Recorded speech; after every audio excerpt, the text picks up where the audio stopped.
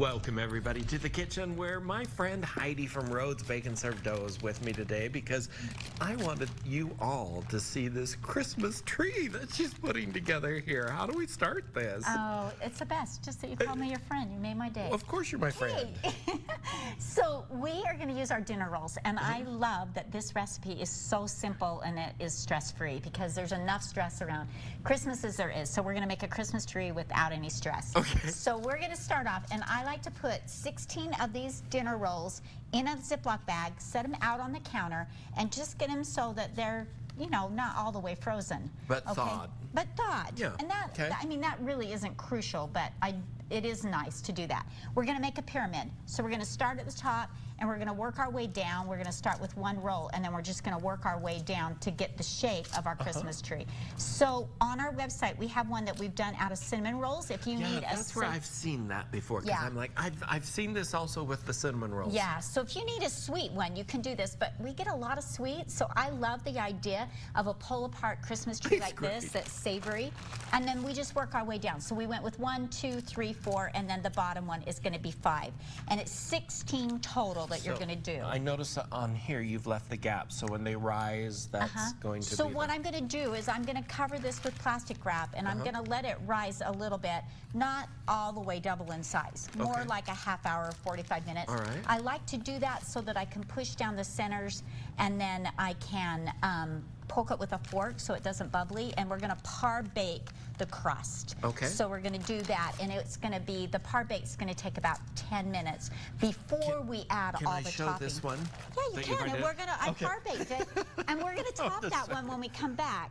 So you can see where I poked it and kind of... I see now. That's what you were referring to. Yes. So this is just like partially baked, 10, 12 minutes maybe? Yes, exactly. Okay. So that's why I want to cover this with plastic wrap and let it rise so that we can do this and then bake it. We'll finish it all up with our par-baked Christmas tree. There you go. That is a great idea. Cute idea. Yeah. All right, thanks a lot. Well, I've been confused with Zac Efron before. Yeah, I know. Yeah, it probably happens a lot.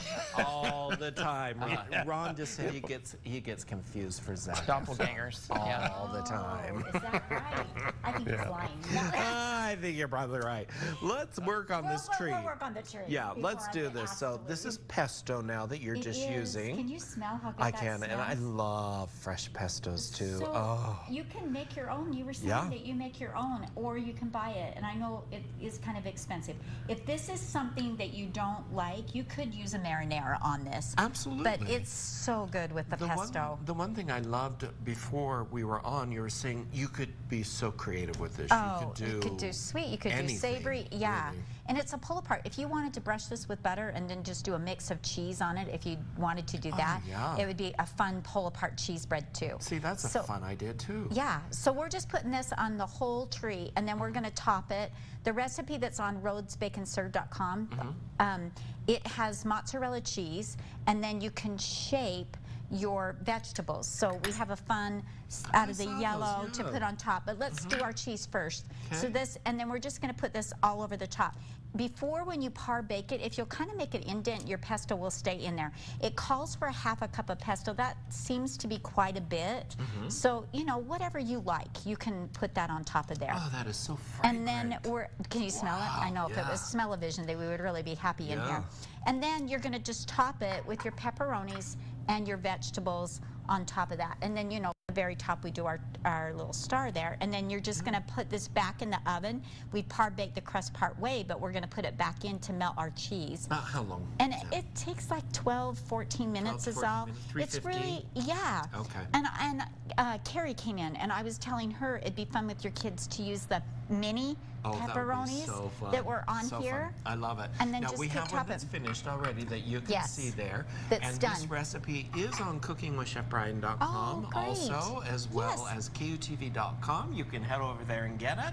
And what a fun holiday treat. And as always, my friends from Rhodes Dough, Heidi, thank you for coming. This is just such a fun little treat. Isn't it? Guys, circles and stars? You know, Ron Bird will love it. Really? He'll just love it. Really. Great. Okay.